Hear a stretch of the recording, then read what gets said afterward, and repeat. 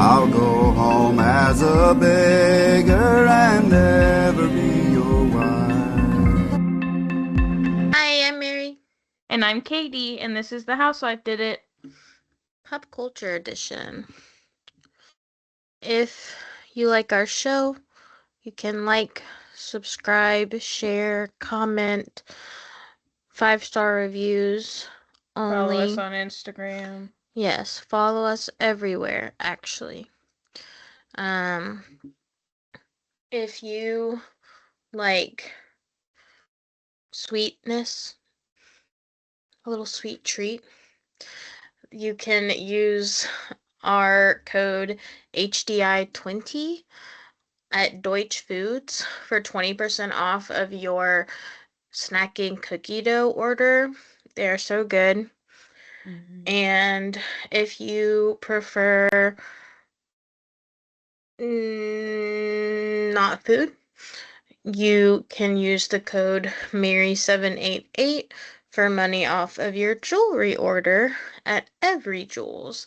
It's EVRY Jewels. Also, Deutsch, if you're taking requests, would love a peanut butter Okay, did you see flavor. their post where they were like doing like fake ideas? Yes. And like they were like, one of them is real though. And they're like, we'll tell you soon. The heck? Still waiting. Wasn't that for April Fools?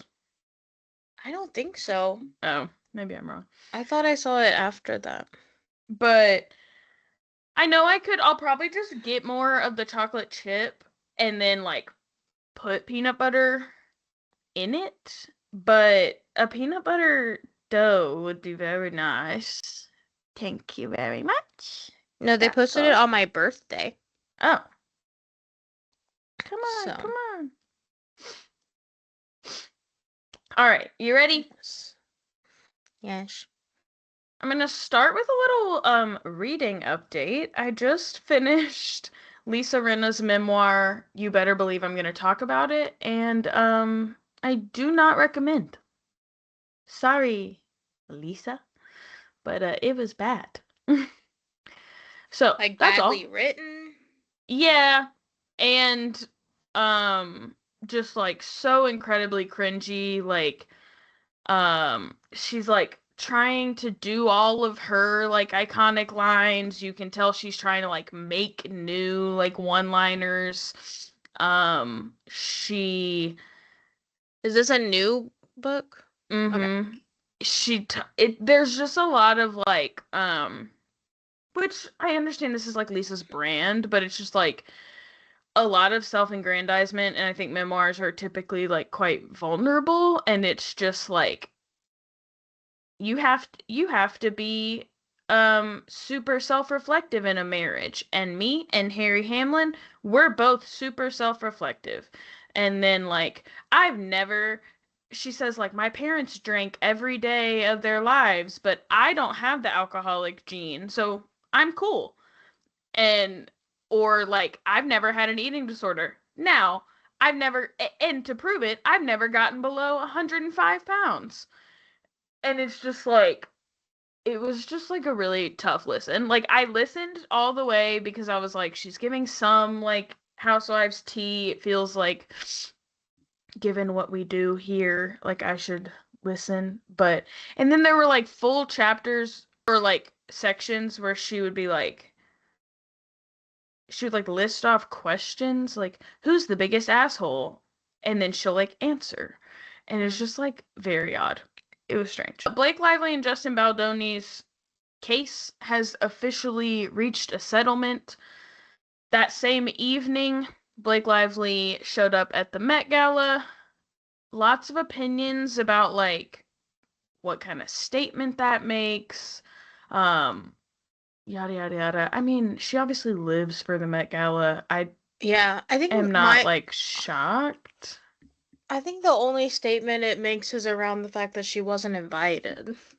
Oh, see, I didn't realize that. Like, I just kind of like how every would how would headline she I get saw in? every headline I saw was like Blake Lively shows up to the Met Gala despite being uninvited. Weird. Lots of videos going around of her like bossing around the men carrying her dress. To be totally honest, That's she seemed perfectly nice about it. Like yeah. it's literally a fashion event, so like telling them how your dress is supposed to be. Right. And my guess is You're that that's making what so much noise. Oh, sorry. Sorry. My guess is that that's what they were hired to do. Right. Well, and like that's kind of everyone's like I don't know, like I feel like Blake Lively just has the vibe now of like someone who's like, well, I can be mean to wait staff because they're at work. And so like saying that's what they're hired to do maybe doesn't like Yeah. change that, but it's like, but I don't she wasn't like she was smiling. She was Right, like that's what I'm saying. nice, Is like yeah. I'm wasn't like, "You guessing dumb that the fucks," only reason they're there is to to carry help her with this dress. stress. Yeah, so whatever. Whitney Levitt has officially announced that she's leaving Secret Lives of Mormon Wives. She does say that she's finishing season 5, but that it's her last. I think that's a surprise to no one. Right. She lives in New York City now, so Right. you know. Michaela is currently living loosely. I mean, she's in hotels, but is currently living in Hawaii to try to heal her chronic illness. It doesn't look like Jace. Oh my god, forgot who he was. It doesn't look like Jace is there, but she had said in a fairly recent interview that like they've been spending a lot of time apart because she's trying to like heal her chronic illness, but that they are still together and yada yada yada. I do find it interesting that like she has to take her kids everywhere. Like and maybe that's her choice, but it just feels like I would think that keeping your kids at home in their environment would make more sense. Although I don't know what thought their she was home back situation in Utah is. now. She went back to Utah after being in California and her skin got worse and maybe she like filmed a few things and stuff, but she's in Hawaii now and she's doing like a daily update on her skin and stuff. But I guess I don't know what their at home situation even is because there was mold in their home. So maybe Jace is living, I don't know, somewhere different, but Utah. It did it. So much Jesse and Marciano content. I'm ill. I think for a microsecond, Taylor Frankie Paul left Instagram. She's back with a bunch of like AI posts about mental health awareness. Which like is a concern. Yeah. Well, you're posting about your mental health, but you've like clearly sent a prompt through AI to do it. Like I'm worried. Yeah.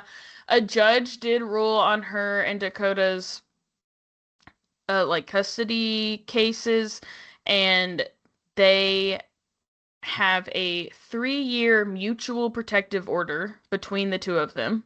They cannot speak to each other. I don't really know that. I mean, I think it's like half like they're sharing custody, but I don't really know like what that looks like. They can't just speak, have so to have a mediator. I don't know if that's like a court appointed or if they can just like decide. But yeah, so that's finally settled. Although I don't know, I just feel like the more that she's posting about it, like it just feels like this is never gonna end. And I understand that like posting on her page is not contact with Dakota, but it feels like Dakota, which he would be the one breaking the order if he did this, but I feel like Dakota can't resist to be like, she's talking about me. Taylor Swift did an interview for the New York Times, and she was so funny. She mentioned that she loves Easter egging with fans, but that some take it too far and begin to paternity test all of her songs. Some fans took to the internet to say that that was rude of her because she is the one who started this by like putting men's names in her lyric books and all of these things.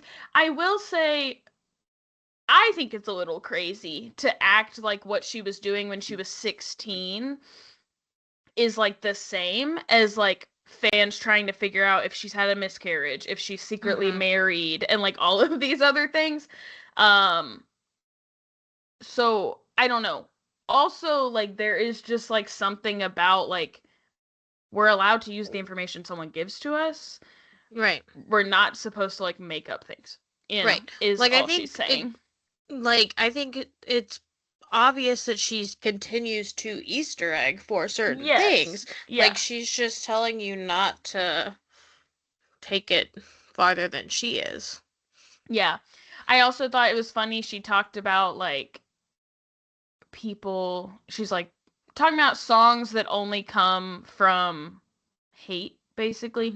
And she was like, you wouldn't have Blank Space if there weren't people making slideshows saying like, look at all her boyfriends, which everyone points to was exactly what Ellen did when she had Taylor Swift on her show. So a little call out to Ellen. She also talked about like when fans are trying so hard to figure out what man her songs are about, she feels like it discredits the fact that like she's the one that wrote it. Which people also felt like was commentary about the fact that people always say that like Joe wrote Folklore or like helped write Folklore. Which I mean he is credited, so I don't really know that that's like arguable, but then she posted a countdown on her website momentarily with like Toy Story clouds in the background, which match the Opalite music video that had clouds in the background and matched the Toy Story colored outfit she had worn that week. And then she took the countdown down and nothing happened at all at the end of the countdown. But Toy Story 5 is going to be released on the same day that is the 20th anniversary of Tim McGraw being released in 2006, which is just crazy. And then Toy Story 5 has her now listed as a musical collaborator on the movie. So what's happening? Do we think a song from Debut, a Taylor's version song from Debut is going to be, are we getting Debut TV at the same time that we're getting Toy Story 5? Tim McGraw, Taylor's version is in the movie. Yeah, I'm not really sure what the context there would be, but sure. I'm like trying to think of a song from Debut that I'm like, that makes sense. It's like a scene where Jessie is yearning for Buzz. Yeah, exactly. Taylor and Travis have been spotted all around London. We just got a new batch of photos drop. She's in. I like the one that said, it said they're wearing coordinating blazers. I said, no, they're not. They're just both wearing blazers. Yeah, and people like posting that picture and being like, y'all don't understand the importance of this, and I'm like, you're right. I don't. Tell me. Help. Tell me what it is. But they went and saw Sadie Sink's performance of Romeo and Juliet in the theater. So cute. Fun. Okay, any other tidbits? I feel like I'm like missing. We have a Vanderpump Villa section and a Summer House section, so no tidbits that would fit there. But anything else? I feel like I'm like behind on general drama. Emmy on Southern Hospitality. I have not. I think maybe I Girl. have. Oh, the Leva stuff. Yeah. I did DM Leva and said anytime, because she said she's looking for the right podcast host to speak to about this. Said, let me know, sister.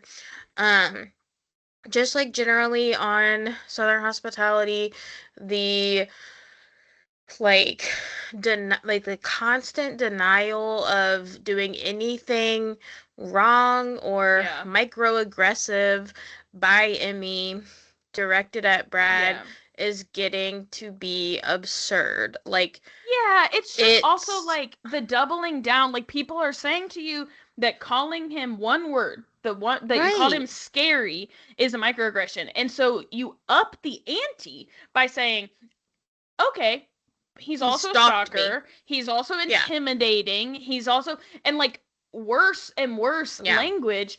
And then all of her friends who are black who told her that's wrong, she's mad at them or ignoring them. But then Lucia, the one black person she found to agree with her, she's like, well, Lucia? My black friend told me I could say the N-word. Right. Right. So literally, like, it sounds like every frat boy you ever went to college with who's like, my black friend said I could say the N-word. And, like, you have to tell them, like, their singular black friend does not speak for an entire race of people. And that's not how this works. Yeah, so she just continues to say, she keeps saying, like, it's not a microaggression. It's not a microaggression. But then, did you see the person who decoded her entire giant ass text to Michaels? I saw someone say, I can see this. I'll get to 2 hours. Okay. To type it all out. And basically she said that she understands, like, the gist of it was she understands what he's saying, that she'll never understand what it is like to be a black person, and that if he interpreted what she said as a microaggression, she's not going to argue with that, but that Michaels doesn't understand what it's like to be a woman. And when a man is stalking you and threatening you outside your hotel room as a woman, Michaels, you don't understand what that is like. So, like, while I can't understand what it's like to be black, you can't understand what it's like to be a woman. And, like, just basically, like, for the first time ever in this text message said, like, fine, if you want to call it a microaggression, you can. But I still don't think I did anything wrong, because I'm allowed to feel however I want, and in that, apparently, I'm also allowed to act however I want. So, since then, people have been asking Leva and Andy to fire her, basically from Republic and from Bravo. Leva just responded to some comments and said that she said she has been removed from our schedule at Republic. And someone said, like, meaning she no longer works there? Right. And she said, yes. Right. But I'm like, why didn't you say that? Why didn't you just say terminated, fired? Yeah. She said that she said that she had been aware of the, like, ongoing issue with Emmy and there Brad. Was conflict. Yeah, and that she was trying to be sensitive to Emmy because she knew that, like, she had been frightened. And I think, like, that's the thing, is, like, it's okay for, like, Emmy to express that she felt a certain way. But also, she keeps calling him scary, threatening, all of these things. And, like, he actually didn't do anything to warrant that feeling. Like, if these things had happened the way she said they did, sure. Yeah. But she's making a lot of it up. Part of this that is, like,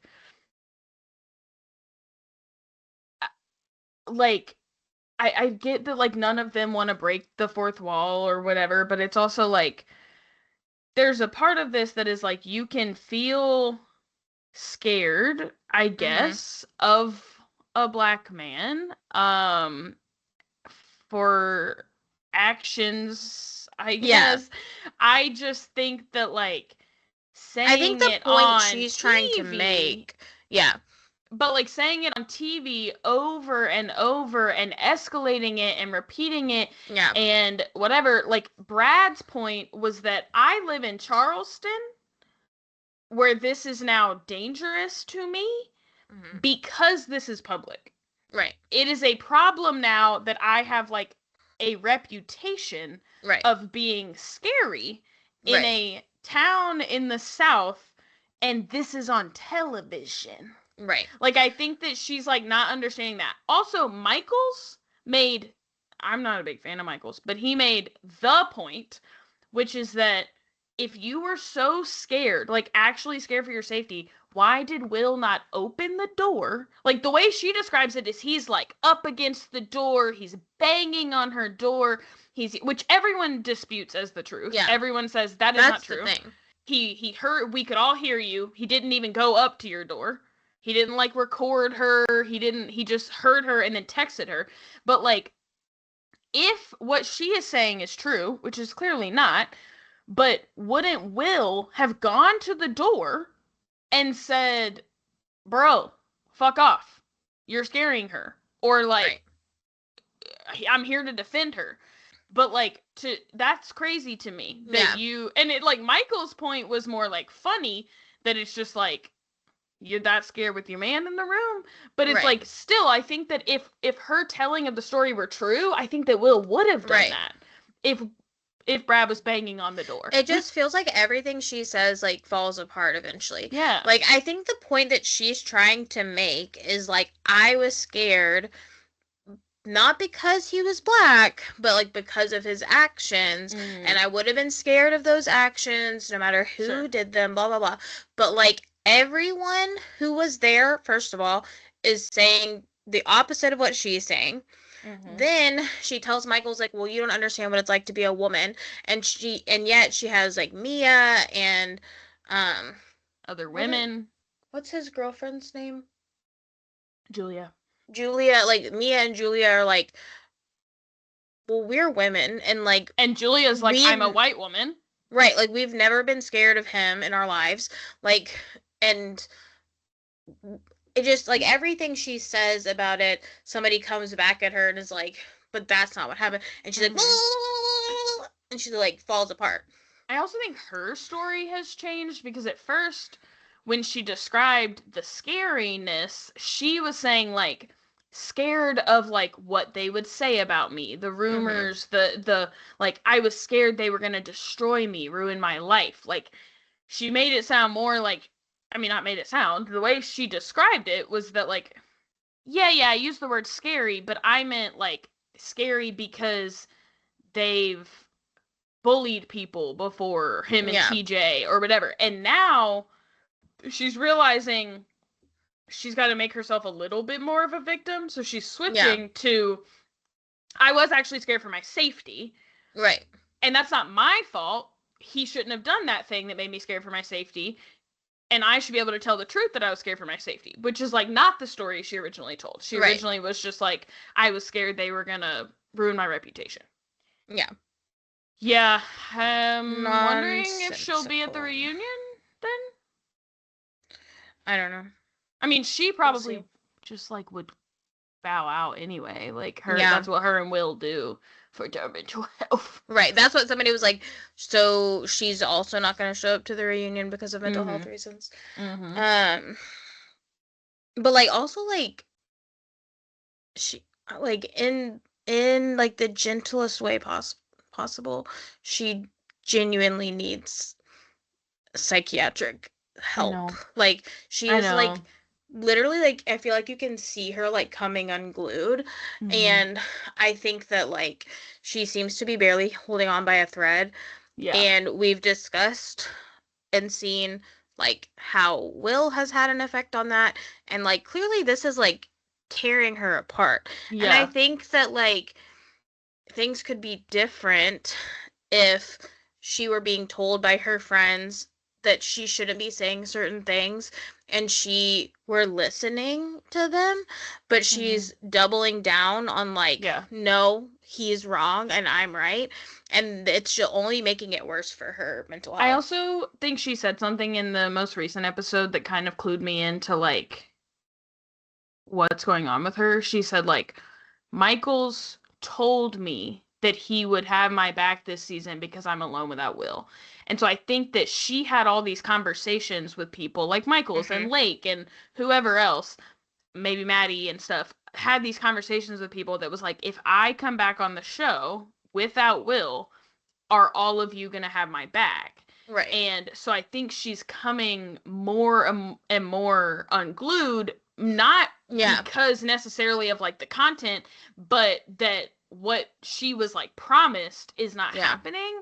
And I think she's obviously not understanding that, like, unfortunately, Michaels and Lake won't, because they don't agree with her, but also, like, kind of can't on national television be like, and that's okay. Right.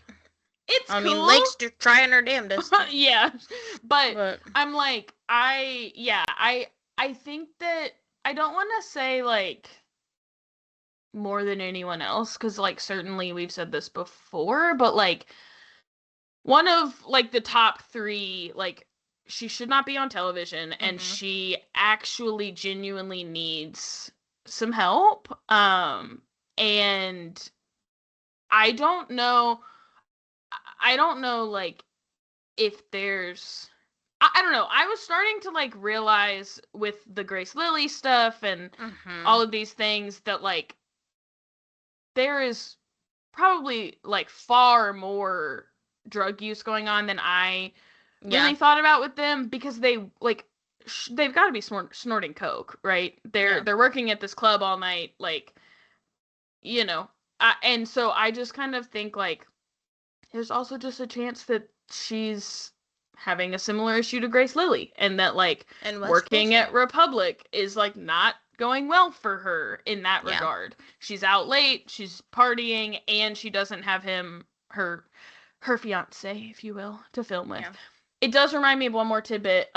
James Kennedy and his girlfriend are having a baby. Yeah. Don't know his girlfriend, but frightening. I did also think while I was watching Beyond the Villa, like, Hannah also, I think, should not be on television, which, like, I don't think she will be probably after this, because it seems like they're doing Beyond the Villa one tandem, group at a time. Right, with the seasons. But yeah, I think that show's just kind of a silly premise now. Y'all aren't understanding. I know. We only wanted it because of those people. Right, you missed it. Also, like, feel like for this season we are getting, like, the B-list people. I know. Like, we don't have Nick Nolandre, we don't have Ace and Shelley. And, like, I understand. Nick is in the last episode for, I saw that. 2 minutes. Yeah. All right, let's move along. Vanderpump Villa. I feel like not shocking at all that Hagen got the $50K. No. Could not believe that Marciano thought it would be him. That was shocking. I think that he's, like, not understanding. It's, like, at least supposed to be about, like, the work, not, like, the entertainment value you brought. Right. And to him, he's like, well, I was the star, and I had difficult conversations. Remember with Jordan, he was so mean to me, so Lisa will give it to me because, like, I had a rough go. And, like, no. This is my show. I'm the number one guy in the group. Exactly. Yes. Kind of sick of Lisa just adding more and more bonuses every time. Yeah. Cool. It's not special anymore. Yeah. And not that you needed this, but confirmation that you were spot on about the sisters moving to Stassi's for the purpose of this show. Little plug there at the reunion. So, at the reunion, Chef Anthony and Gabriella essentially both say that they will be unable to work at the Villa in the future if the other one is there. And we have seen this film before. Lisa gets mad only at Chef, but saying that that's an ultimatum and no one tells her how to run her business. I hate when she does this. He was not speaking to her. It is not an ultimatum about, like, Lisa, if you want me, you can't have her. He is simply saying, like, on a personal level, I will not accept a job under certain circumstances, and these are the circumstances. And, like, he's not having this conversation with his boss. Right. So, like, I think it's so annoying. I feel like she, obviously on a larger scale, but I feel like she did this to Ariana when Ariana was just like, I won't be around people who are around Tom, or, like, I won't hang out at Tom Tom, and she's like, you're giving me an ultimatum, and it's there like... There was someone, like, specifically that was like, I will not work. It was Katie. When Katie said she wouldn't work with James anymore. Yes, yeah. She was like, oh, I won't take an ultimatum. Yeah, and it's like, I just don't think you understand that, like, it's not about you. Like, no one's talking about you and your hiring practice. She's like, don't question how I run my business. No one's questioning how you run your business. Yeah. But, like, everyone ever, anywhere in the world gets to make decisions that, like, if my job can't pay me this much, or if this job can't pay me this much, I won't take it. Yeah. If it can't guarantee me flexibility, I won't take it. If it's unhealthy or toxic, I won't take it. That's not an ultimatum to the employer. That's pros and cons that you weigh out with yourself and decide. Like, Chef Anthony was not, like, I feel like an ultimatum would require him to say to her, like, don't you want me? Well, then you better do this. And, like, that is just simply not what happened. Yeah. I just hate when she does that. But, like, I feel like she just has to, like, remind everyone of, like, her place in these shows. Yeah. And then I feel like she has to remind people, like, no, I am a good businesswoman, because, like, her businesses are constantly closing and or being put on TV, and everyone's like, how the hell are you running this place? Well, it's like, also, let's not pretend Lisa Vanderpum's business is reality TV at this point. So it's like, the reason she's saying, don't you give me an ultimatum, is because she's thinking of it more as, like, a show. If I want both of you on the show, you won't come on the show. And, like, he's thinking of it as a chef job, where he is not going to take a chef job where the person in charge, Gabriella's like a manager. So, like, the person in charge is going to be awful to me. I'm not going to take that job, you know? But unfortunately, Chef and Dom, who also sucks, but, like, they're the only ones there, and the cleaning people. The cooks and the cleaning people are the only ones there who have to actually just, like, work behind the scenes. And so for him, it's like, no, I'm not going to do that. I can go be a chef somewhere else. It seems like she really wants the British Bake Off guy to cook, so I do love him. You can have him. Tyler's commentary about the ending of him and Sage's relationship was quite a ride. Doubling down as a person in the service industry on the fact that tipping should not be a requirement when eating out or drinking or whatever was nuts. Then he essentially says that Sage should be flattered or comforted by the fact that he was so interested in maintaining their relationship that he was willing to lie to her about asking for that girl's number during the summer. Also, this reunion, they really, really said, like, fuck these people over with unseen footage. That's our goal tonight. Because Tyler, that was clearly the first time Sage had seen that. And she's like, you lied to me. Which, good thing they broke up anyway, I guess. Yeah. And then Marciano was super embarrassed that they decided to show the video of him and Mercedes making out. It just, like, goes to show that, like, these people watched the show come out, felt like, oh, thank God they didn't show that part. And then he walked into the reunion, and as soon as they mentioned whatever, like, as soon as Stassi went through the package, he says, oh no, they're gonna show it. I was like, brother. Nick is called out for some behavior after the season. It was, like, really frustrating for me to watch. Like, I get Alyssa's, like, reputation because of last season, but, like, she was being so cool, so chill. She was like, I don't really care. I just want to fuck this dude. And everyone was, like, making it, like, such a big deal. And she's like, it's not a big deal. My emotions are fine. Also, Dom just literally sucks so bad. But anyway, he was called out for some behavior. Giving stalker. Yeah. Nick was called out for behavior from after the season. He met up with and hooked up with Jess from The Bachelor group. And then apparently told a bunch of the cast that he hooked up with someone else right after without showering in between. Yeah. Not good. Not good stuff.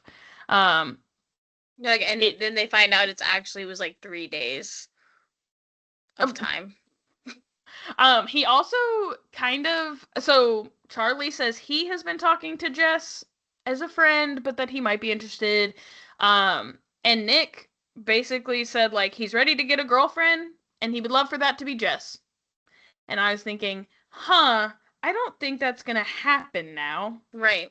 Based on I think what her and Charlie Jess would be said. good together. Yes. Also, though, I went to her Instagram just to see, and there is no evidence of either of those boys, but that doesn't mean anything. Just checking it out. Yeah. Okay. I'm going to talk about Hannah for a second, and I don't mean this to be cruel, and I guess you can tell me if it is, but I understand that her dog going missing is, like, incredibly traumatic, right? Like, I get that. That's really hard. Plus, I will acknowledge that it's worsened by the fact that it seems like at that time in her life, she was confiding in Gabriella and Hagen about that she was, like, Then talking she about it with shouldn't have them, been talking shit about them. receiving comfort from them. And so I get that this feels like a switch up to her. But unfortunately, I'm gonna play, like, the trauma Olympics here, and people have worse things going on in their lives than, like, losing their dog. Like, dogs die, dogs run away, like, things happen. And I'm not, like, a big Gabriella fan, but, like, to Gabriella and Hagen's point, you don't get to just be an awful person, right? Because your dog went missing. Like, and then be like, wait, why do they not want to hang out with me just because I said mean stuff about them? And to them. Right. But, like, people on reality TV go on shows after their parents have died, while they're getting divorces, while their husbands are in prison. Like, all of these things, and your answer to why you were awful to people was that a few months before you went on the show, your dog went missing. And then her and Marciano want to act like the thing that Gabriella said was, like, literally the worst thing they've ever heard a human utter in their life. And it's like, sure, was it, like, harsh? Yeah. Like, you don't get to act like that just because your dog went missing. It's a dog. But it's also like, she's right. Like, you are being a bad person, and then you're saying it's because your dog went missing. And, like, I was reminded of a scene in a previous season where the lady chef was chewing her food, and Hannah whips around and says, "Did you just call me an insecure bitch?" And she hadn't said a fucking word out of her mouth. And I needed to see that to really remind myself who Hannah is at her core, which is an insecure bitch. Yeah. The fact that you heard that. That's crazy. Also, like, there was a part of me, you could have watched this and felt like, ooh, growth. But when she started, like, apologizing to Hagen, and it seemed very, like, genuinely, like, remorseful for, like, the way she had treated Hagen and starting to, like, understand. And I was like, good. I wasn't like, ooh, Hagen should take her back now. And then when Hagen still said, like, I'm not interested, I was like, no, good. Like, this is... She needs to hear that. She needs some humbling moments where you get to apologize and you don't get the immediate gratification of, like, being forgiven. Right. Because I feel like that's what she expects. And she was fine. Like, she said, like, yeah, we don't live near each other. We don't have to be friends. I wonder if, like, her family's closeness with Hagen affects, like, her just kind of wanting it to be, like, a decent ending. But, yeah. A reunion moment I loved this week was the Beverly Hills reunion where Dorit apologized to Sutton, and Sutton said, okay, and Dorit said, you bought that apology? And Andy said, what the fuck? He said, are you serious? Yeah, I don't know. Incredible. I guess, do they come out on Thursdays, Fridays? So I haven't watched the newest one. But, yeah, I kept seeing all these clips of, like, Andy having to hold Dorit and Kyle back, like, getting up, yelling at each other, and I was like, oh, no. Yeah, it was like when she called Sutton a social climber on Watch What Happens Live, and like they were replaying it and talking about it, and Sutton was like cackling. Like she was like, I genuinely don't care what you think of me. And she was like, and Andy said, like, other than Rachel Zoe, Sutton is the only cast member who has repeatedly attended the Met Gala. And Bose was like, I went once, and he was like, right, repeatedly. And he was like, it seems to me that she has for some time been a socialite. And Dorit was like, Sutton, were you offended by me calling you a social climber? And she started laughing. She said, it's not very nice. And she said, well, then I'm sorry. And Sutton said, okay. And she said, you bought that apology? I said, fuck? Chill. Why did you give it? Also, she didn't say, like... She didn't say, it's okay. She didn't say, that's okay, we can be friends now. Yeah, she said, she just okay. said, okay. And she was laughing when she said it. Received your words. She said, Dorit. Okay. Alright, any other Vanderpump Villa thoughts? Cool. No. Summer House time. So, I don't know how I did not hear about this until he mentioned it on his podcast, but on the day of the reunion recording, West apparently walked in and received a text message from a friend that his nudes had leaked. West says that his dick pic was passed around ahead of the reunion, which Kyle says he saw it the night before, so, you know. Kyle was asked how his situation compares to West's, and he said, I would maybe have just gotten a little blood flowing before taking the picture. And then Kyle also said that although West refers to them as leaked, he feels like West would have had to be the one to leak them. West confirmed that he should have gotten some blood flowing by saying they are not even sexual, they look medical, I'm soft in all of them. Which I guess leaves me confused about how photos that are non-sexual in nature, are medical looking, and are of your soft penis. And from what I've heard, small penis. I'm not understanding like how those pictures would make it to anyone. So I have seen them, unfortunately. Where did you see them? I did have to look. I tried looking for them and I couldn't find them. On X. I won't go on there. Yeah, I was on Reddit, and Reddit was like, there's this one account on X, and they've posted it, and it still hasn't been taken down. So, it's 3 photos. 2 of which are like from the top, looking down, in like a shower situation, an off shower, but you can see like a bathtub. And then 1 is a mirror picture of like his whole body. They are from Snapchat. They have his Snapchat handle in them. So he like confirmed they're him. No, they're obviously him. I'm just still confused because like these are pictures that he took and are like posed and are like selfies. So if they're not sexual and they're medical in nature, why did you take them? And who did you send them to? I also feel like if you're sending out pictures of your soft dick to people, perhaps you would like remember who you sent that to and be able to kind of narrow down who. And if it was on Snapchat, be able to remember who screenshotted them. Well, they look like they're like saved in the chat, like, but still you can like see that. But it's like, maybe he sends so many hard dick pics that he can't keep up. Okay.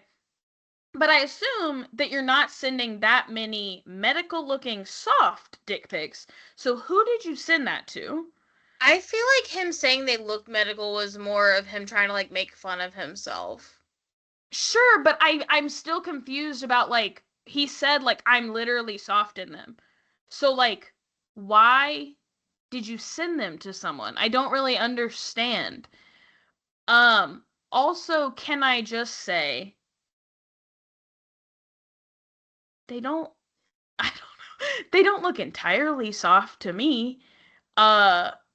Which I almost feel like if it weren't for the Kyle comment, I would feel like he's saying it's soft just to be like, it gets bigger than that. But Kyle also said it, but I'm like, it's not, I don't know, it's not the smallest dick I've ever seen. So I'm like, I don't really know. But I'm still just like confused that like, you want to act like, oh, it's not that big a deal. It's not even good pictures. Like, I'm soft in them. I don't know why we're sending soft dick selfies to people. Right. I just don't get it. And Yeah. then like, and then maybe I'm like, is Kyle right? Like, did he leak them? Like, did he save them in in a chat with himself? You get your own little AI person on Snapchat now. You could just be sending shit. Like, I just don't understand. He got tired of people calling him a tummy forward toddler and questioning why women would want him. And he was like, I'll show you why. This is what my dick looks like when it's soft. I'll show you why right now. I also feel like it could be for like, he just wants people to feel bad for him. Like, oh no, vulnerable pictures of me got leaked. And like, I don't know. But anyway, on that same day, bad day for Wes Wilson, on that same day, West's cousin back in Missouri was arrested for the murder of his 75-year-old step-grandmother. Unfortunate. Kyle did another street interview. Someone stopped him. Where he was asked about the current state of Loverboy. He says that things are much better since the wave of new support, but then started talking about their $650,000 worth of debt. And I kind of just wish he would stop.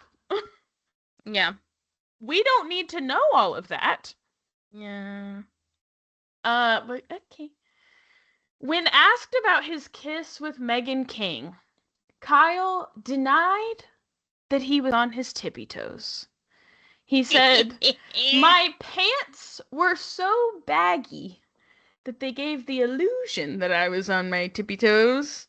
But I was not on my tippy toes. Although, she is like 6 feet tall, he says. Which just feels like confirmation that you were on your tippy toes. Wes talked about how the reunion was like a dark form of therapy and that all he can do is learn from it and be better. I guess I would like to know what that means to him because from what we know, him and Amanda are going to stick this out. So like, what does that mean? Learn from it and be better. And he's calling out Sierra for lying on social media? Mm-hmm. That's so much better, you're right. Yeah, which is my next section. Jen Fessler from New Jersey Housewives came out and said how good of a guy West is and that he obviously meant no harm. He's just a golden retriever kind of guy. Sierra commented and said that's because they slept together. Ma'am. Someone commented and said, I thought she was married. And she said, I thought so too, with a cartwheel. They said, I thought she was married. Seems like he has a type. And she said, yes. I thought so too. With the little cartwheel emoji, which was so cute. West posted and said, basically, that's not true. And tagged Jen in it. Jen has now posted a thing about, like, she's basically accusing Sierra of libel. And said, if it were true, I would have no recourse. That's where things get tricky. Is that it's not true. Mm-hmm. Okay. So that's where we're at. Things are not getting better. Lindsay was asked if she thinks like they can come back from this. She said, I think some of the cast can still be close. Yeah. I think she's like, we should weed some people out. Also, when In the City starts, they apparently did pick cameras back up, not on Summer House, but on In the City, and are going to show some of this. So, which honestly was a smart move. Yeah. I hate to admit it, but they knew what they were doing. Okay. We were questioning them, and now we get the full picture, playing the long game. Do you have any thoughts on West's text to KJ? No, I don't think I've read it. Okay. So KJ on Watch What Happens Live read the text he got from Wes for the first time. He said he was too scared to open it, Was it but after Andy the encouraged him. reunion? It was after the reunion stuff, and specifically, like, what stuck out to me and a lot of other people is that he told KJ how articulative he is. Yeah. With his words, and people were like, what the fuck? I think I saw that line that was like, yeah, you're so articulate and something, and I was like, yeah. Like, just every fucking day, something comes out that shows us that we were right about exactly who the fuck this man was. Mm-hmm. We clocked his tea a long time ago. Yeah. Yeah, and I think it's like... And also, that to me is the answer to the question about if he's going to go back to using AAVE soon. Yeah, he's not. Yeah. I also think that, like, this episode kind of showed us, like, why, like, a little more about, like, why KJ would be so hurt by this. First of all, he came in with West, obviously. Right. But also, like, he said, like, this is, like, all new to me. This ability to have, like, brotherhood and, like, friendships with men. And, like, I don't have closeness with men. And, like, West just shit on it. And do you know what? You don't need it. Because girl friendships are better anyway, and you've got two really good ones. Your big sisses. And he's friends with Dara's friends. Yeah. And she's the best. Why did I call her that? She said, just so you know, every time one of you messages me and tells me to tell KJ to stop wearing a grill, I tell him to wear it even more. So get him. Yeah. All right, I want to talk about the episodes now. So we get the episode where Amanda stays home for the weekend and then is upset that West has the best night ever. Then, at the soft bar event, when she finds out from Jesse that West and Sierra are going on a double date with Sabrina and Ben, that ended up including Jesse and Mia too, so not really a double date. Yeah. She was quite bothered, or perhaps you could claim she was just shocked. By how quickly this making amends has turned into something more. Which, to be honest, like, I, as a viewer, like, even without the Amanda stuff, like, I would be shocked, too, that, like, Sierra has taken so long, and in this one conversation, she is now, like, Westling, oh my god, you're such a baby. Like, it has gone fast, but I also think that, like, Amanda, who's supposed to be super close with her, should kind of, recognize how hard this was for her to not be... Like, she, obviously we know they, like, start getting back together and stuff, but it's, like, she's making it very clear that, like, West was someone who she felt was, like, a soulmate type of friend situation, even if not a relationship, like, she felt connected to him. So, like, yeah, I don't know. Anywho, on the following episode, she brings it up to Mia and says that she just feels like it's too soon, which Mia agrees. Amanda says she's worried about Wes not being ready and possibly hurting Sierra again. She said, this is a conglomeration of quotes. She said, if they got back together, happy. Literally would make me the happiest person in the entire world. The happiest. But he needs to be all the way in, and he can't just fuck with her again. I would die for that girl. The way I would cut West off in 1 fucking second if she looked at me. If she gave me one look, I would attack. In real time, crazy. When asked about this scene, Mia said, my spidey senses never lie. People were, like, showing clips, and they were like, Mia seems sus of this conversation. And it's like, I would think, from my perspective, if I were Mia, I don't think it's necessarily like a she's gonna fuck West sus, but I think it sounded performative. It sounded performative in the way that Mia's probably like, I'm very close to Sierra and, like, you're doing the most. Yeah. Like, just kind of in, like, you're trying to prove how close you are to Sierra and you would die for her, like, type of thing. Like, I don't think it's, like, suspicious in, like, I'm gonna fuck your man type of way, but it's, you know, those people that are like, and if you break her heart, I'm gonna cut your dick off. And it's like... You're Everybody's like, okay, cool. Do you mean Paige DeSorbo? No, 2 Paige, seasons ago? it lands so different. We all know those people that it doesn't land like right. that. It lands different because Paige DeSorbo will cut his dick off. Yeah. Here's my thing also. I think we've talked about how shocking it is for someone with the mental health history of Amanda to make such terrible decisions. I cannot imagine fucking that man knowing that there was video evidence of me saying these things. Mm-hmm. Like, that alone would deter me. Mm-hmm. Like, no, I literally cannot fuck him because they will show where I said that. Yeah. Where I said, like, I will drop him in a second for this girl. And now, and then she asks you to. Instead, I'm going to drop her and tell her I had no choice. I had no choice in the matter. Right. I had no she sits choice. in front of you, and she asks you to drop him. She says, of all the men... You could have chosen anyone else. And you said, no, I couldn't. Couldn't. Wasn't a choice. What do you want me to do? Dump him? Yeah. Well, I won't do that. Yeah. And, I mean, I guess she wasn't lying when she said if she gave me one look, I'd attack. Just was a little misleading who she would attack. Yeah, not good. Not good, Amanda.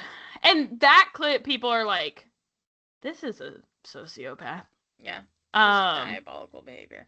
Like, I think that's the difference between, like, this and Scandival is, like, Raquel, like, the quickness with which Raquel, like, understood what she had done and the impact it had had and how it was affecting her life and flipped it is, like, I don't think Amanda's ever gonna... I think even when they break up, she's not gonna be sorry. Yeah, I also think, like, people have been talking about, like, Amanda's normalcy posts on Instagram keep coming at, like, really weird times. Like, as soon as Sierra's Old Navy ad dropped, picture of her dog on her story. And it's like... Okay. But I think that's her way of being like, well, if they get to be normal, no, they do get to. You don't. Because they didn't do anything wrong. Right, yeah. I also think part of it's probably her being like, well, West gets to be normal. Right. Well, West is a dick, and, like, he's just going to, you know? West, nobody had any standards or expectations for him. No. So, on this beach day, Sierra mentions to Kyle the same idea that she had mentioned to Amanda a few days prior, and frankly, the same idea that she's been floating around to everyone else in the house for a few weeks, which is that maybe Kyle and Amanda should separate. He did not like this idea, which Amanda predicted, but seems mostly hurt about the fact that the conversations were happening without him, which is, like, pretty standard Kyle. Both when he does something wrong, his only regrets are to the whole house. And when Amanda does something wrong, he really hates when it's in front of the whole house. And so, like, public perception is more important to Kyle than, like, the actual conversations that are being had.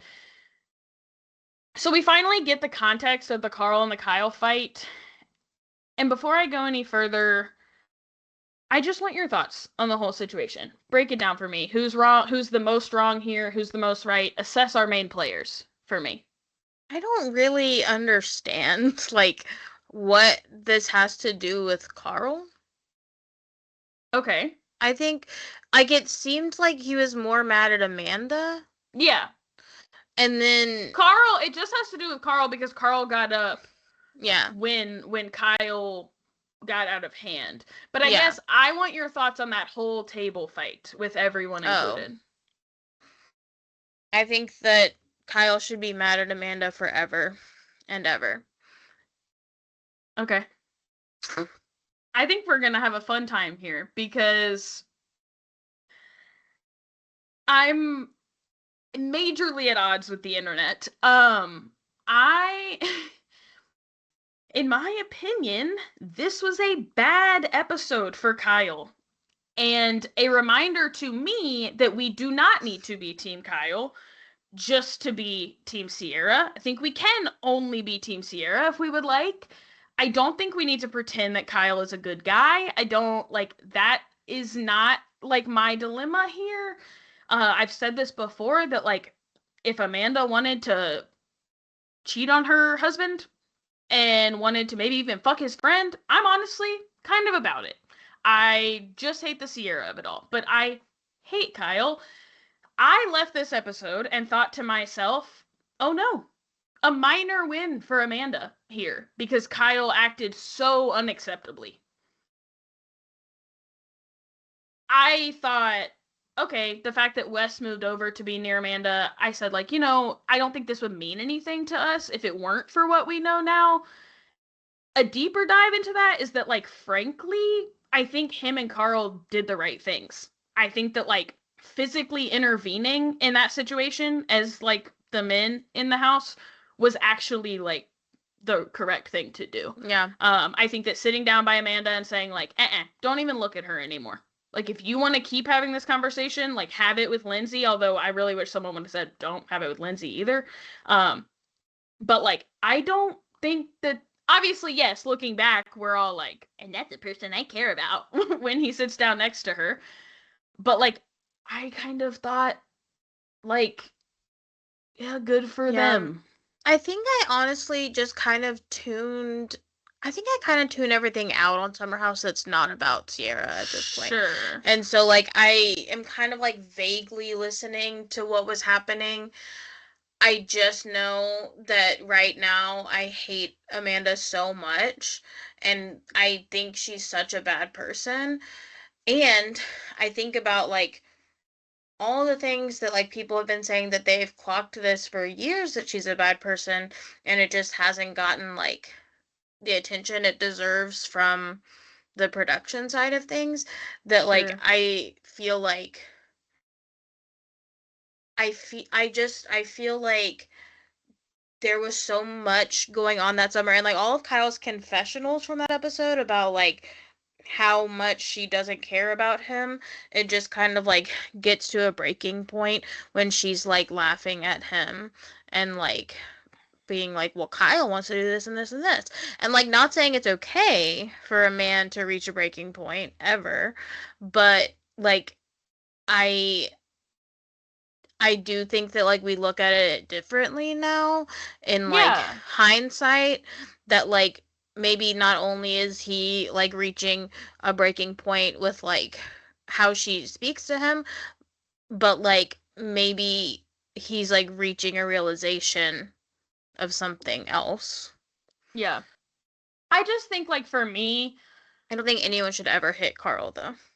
I think for me, like, banging on a table and screaming so loud that your face is red and your veins are popping out of your neck. Unfortunately, as a man talking to women, is violence. That was and crazy. So, like, I think that, like, we also have to consider, this is not the first time he has spoken to his wife like that or to other women. This is not the first time he's banged on tables, and this time he says, I'll bang on the table if I want.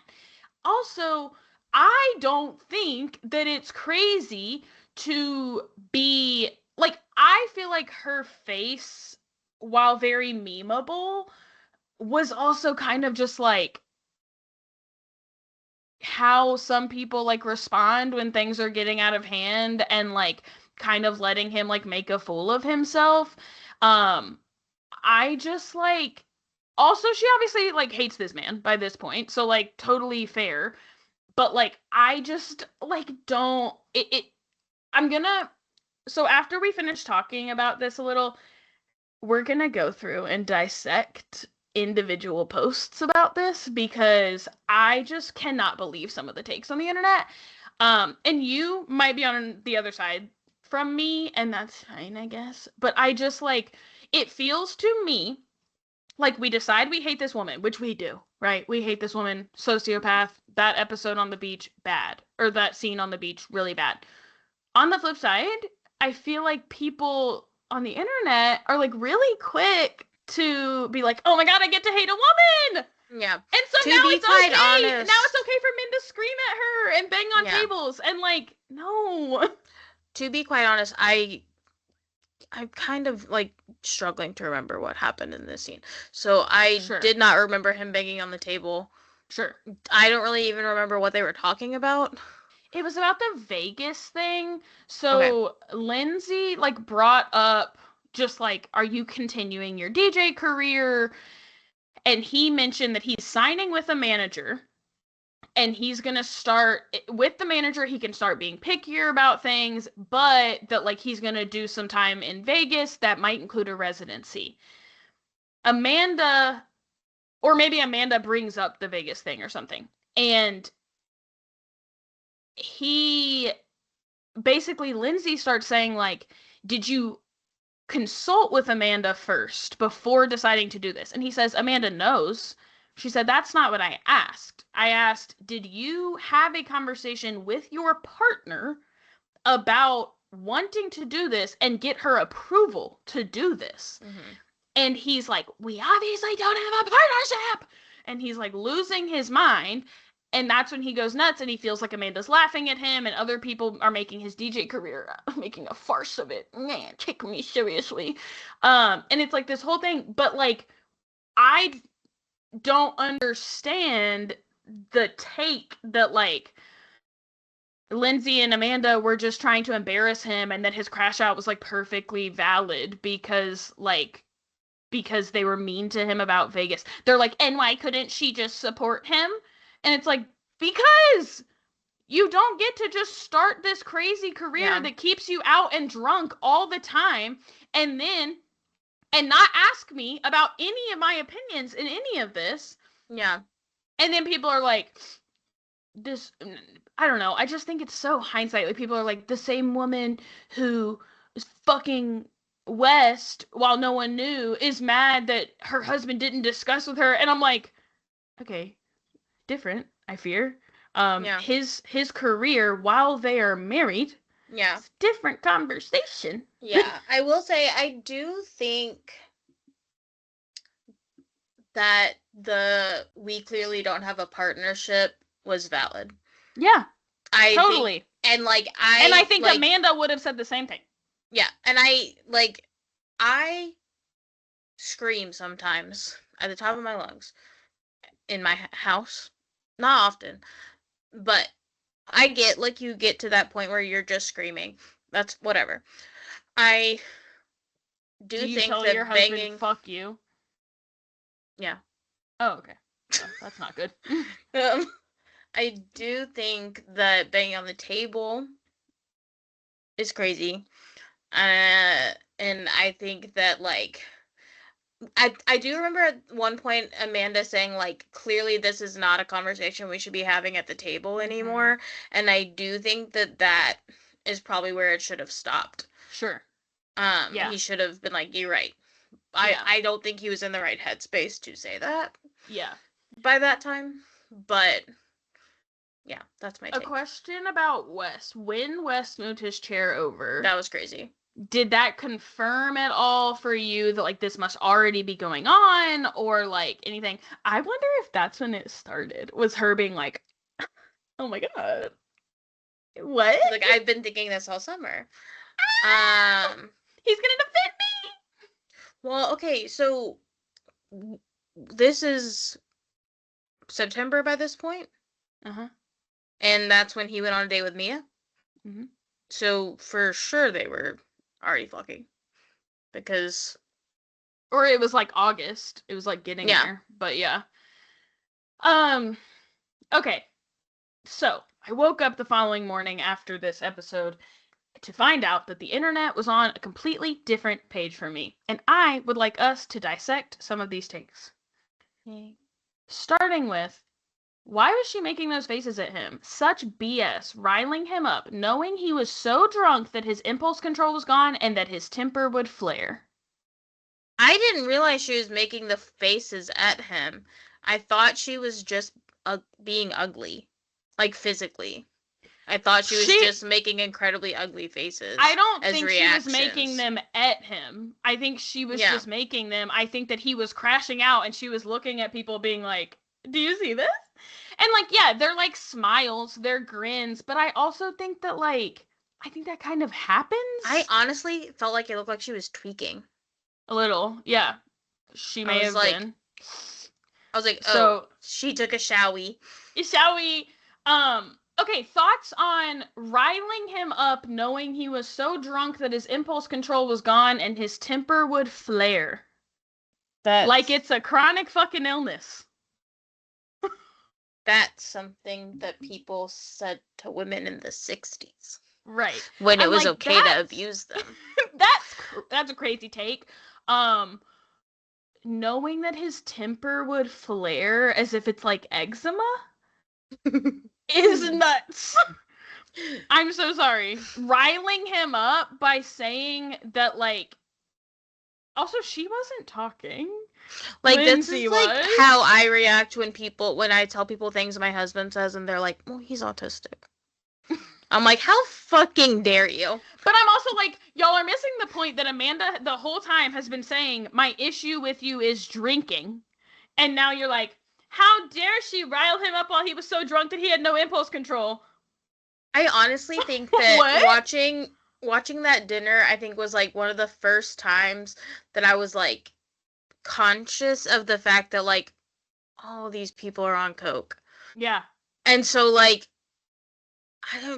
I'm not saying he gets like to Sierra rage out. Like, you're a little baby.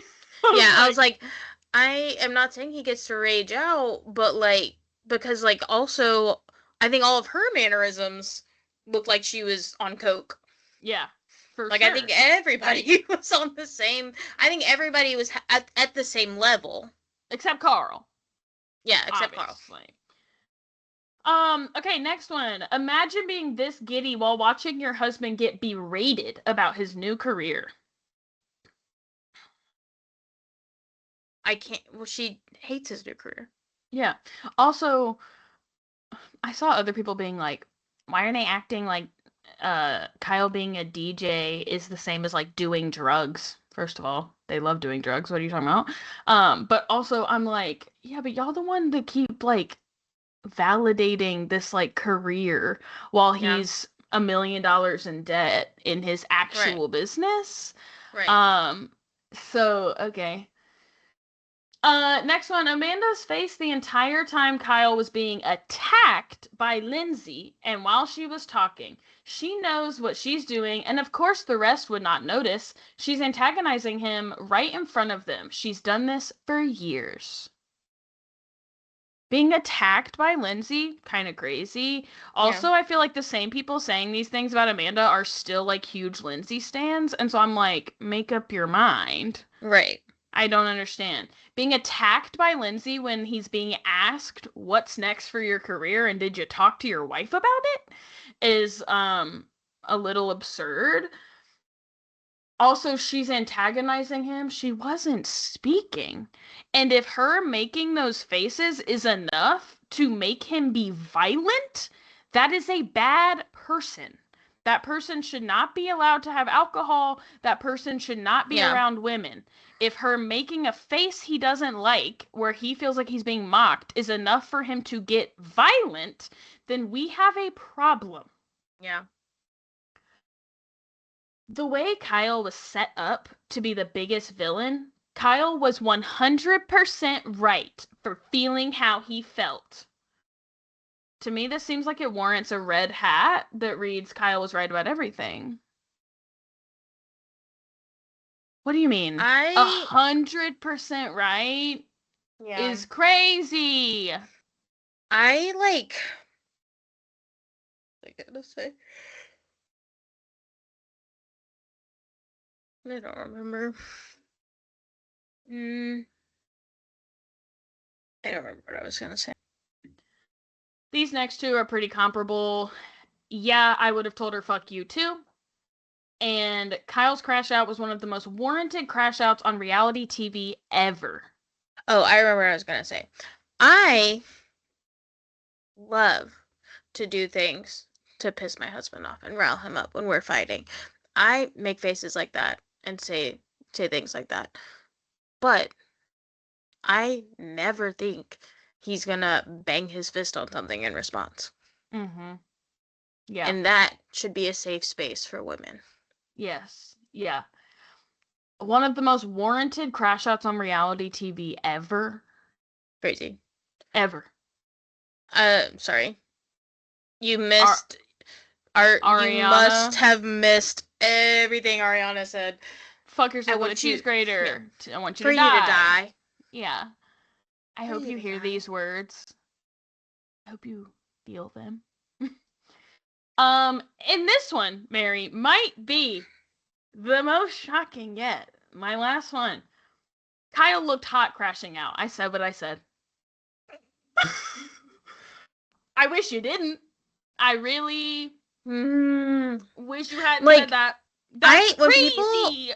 people keep saying like West looks like a tummy forward toddler, I'm like, West or Kyle though looks like his older brother, like that maintained the put together outfit his parents saddled him into on Easter.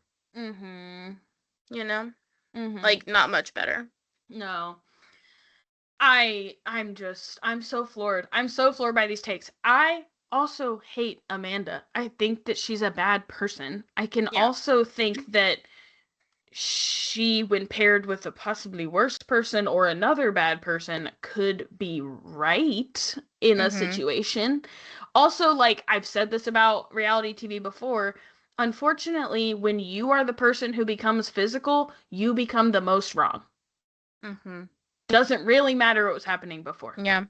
My take was, if Wes thought he was silenced before, just you wait, homie Hopper. And then someone said, she will treat him like Kyle, always nagging, negative, and acts like he's her child. And I said, well, let's be so for real. He is, and Kyle is, for that matter, so childish. Yeah, what a crazy take! That now, like, we even feel bad for Wes that he's gonna have like a nagging woman. Like, oh my god, I don't if you like understand. if men don't want to be parented by their wives, they should stop acting like children. Like do you all the time like hear women being like, we had to break up because I couldn't be his mother anymore? Yes. Stop acting like a fucking kid. Yeah. Anyway, will we have... No, we won't have the reunion by next episode, but we will have had the finale. And maybe the first episode of In the City. So, that's all I got. Okay. Bye. Bye.